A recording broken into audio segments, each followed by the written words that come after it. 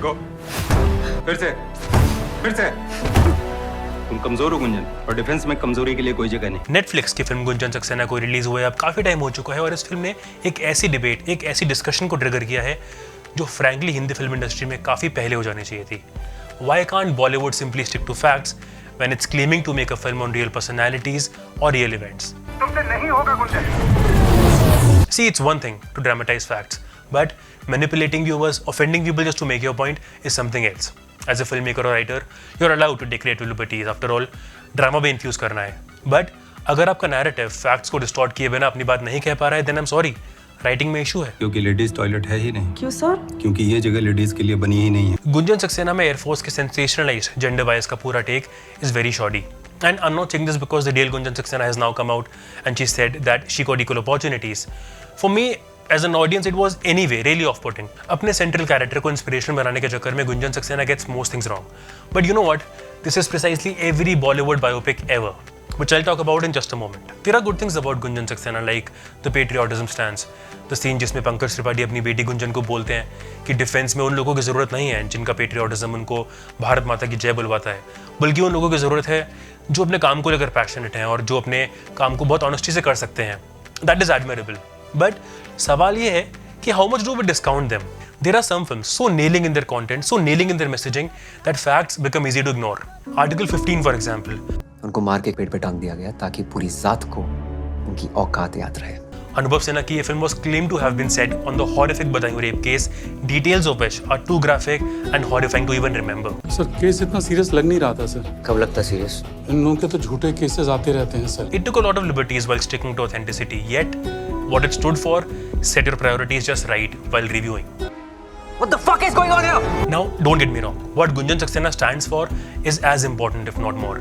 But in the purpose of doing that, it ends up offending an institution that has all the rights to express their anger, their resentment, जो काफी गुस्सा उनका justified भी है. Every woman who entails sexism at work must have related with Gunjan Saxena in some way. But real problems का solution movies के treatment को भी रियल रखने से ही आएगा, इस तरह ड्रामेटाइज या सेंसेशनलाइज करके नहीं. But like I previously said, ये प्रॉब्लम बॉलीवुड के हर बायोपिक का है. Let's take a look at some of those again.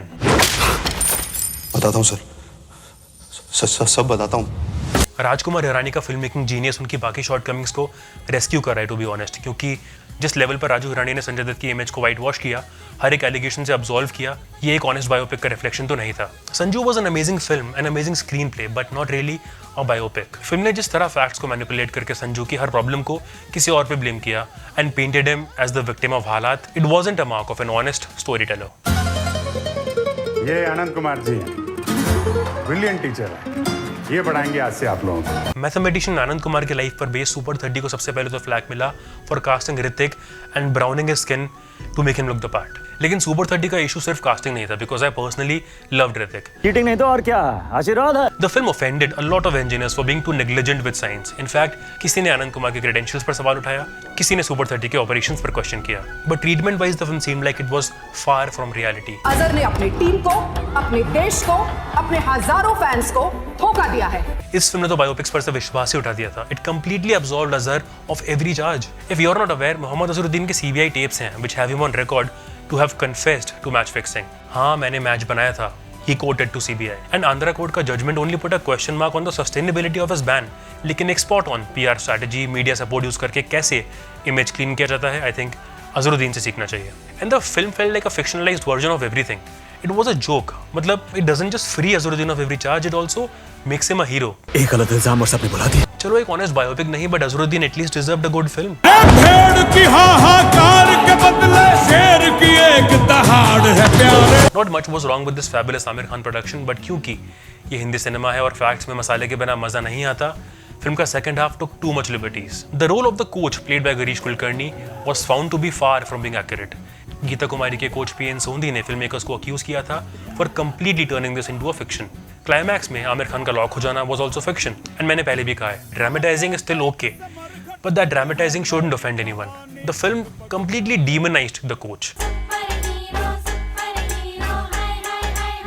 Film inspired थी तमिलनाडु के एक एक्टिविस्ट अरुणाचलम मुरुगनाथम की लाइफ से, लेकिन फिल्म को थोड़ा और हिंदी फ्रेंडली बनाने के लिए they set the film in MP and made it a Hindi speaking character. शर्म को पकड़ के बीमारी के नाले में गिर जाओ सब। इसके अलावा most things in the film were not accurate at all, yet it was held as a biopic. तुम बॉक्सर है? अभी तक तो सिर्फ फाइटर है, लेकिन अगर तुम सिखाएगा तो बॉक्सर भी बन जाए। नाउ मैरी कॉम जैसे फिगर के क्रेडेंशियल्स काफी नहीं है to make for an honest biopic, लेकिन यहाँ भी the real events were completely dramatised. Right from her pregnancy वाला dramatic sequence to her father being shown as a man opposed to boxing, Mary Kom herself admitted कि film को interesting बनाने के लिए काफी मसाला डाला गया है। वन ऑफ द मूवीज जिसने अच्छी बायोपिक्स का ट्रेंड इंडिया में शुरू किया, भाग मिल्खा भाग भी एक्चुअली रियलिटी से काफी दूर थी। इनफैक्ट मिल्खा सिंह का रोम ओलंपिक्स में पीछे मुड़ के देखने को भी फिल्म ने जस्टिफाई किया है, और मेरा सवाल है वाई, क्या जरूरत है इसकी? वहाँ पे तो राम मंदिर था। आपको कैसे पता कि राम लल्ला वहीं पर पैदा हुए थे? नहीं तो पाकिस्तान में पैदा हुए थे। नवाजुद्दीन सिद्दीकी की ठाकरे एक ऐसी रेयर बायोपिक थी जो नीडलेसली कैरेक्टर को ग्लोरीफाई करने की कोशिश नहीं कर रही थी। महाराष्ट्र की सीमा तक घुसने नहीं देंगे। शायद इसीलिए वो फिल्म भी नहीं चल पाई। औरतों के लिए हमेशा एक खास हमदर्दी होती है।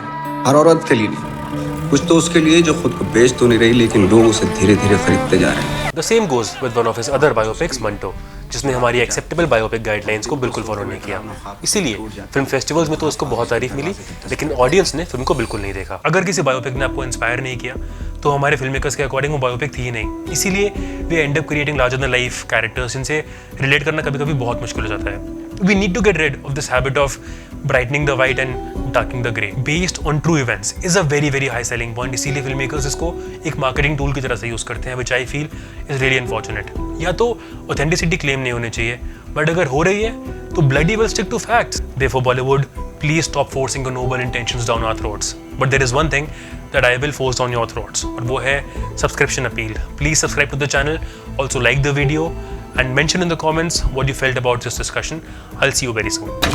अगर आप मेरे अफसानों को बर्दाश्त नहीं कर सकते तो इसका मतलब ये है कि जमाना ही नाकाबिले बर्दाश्त है। क्या बात।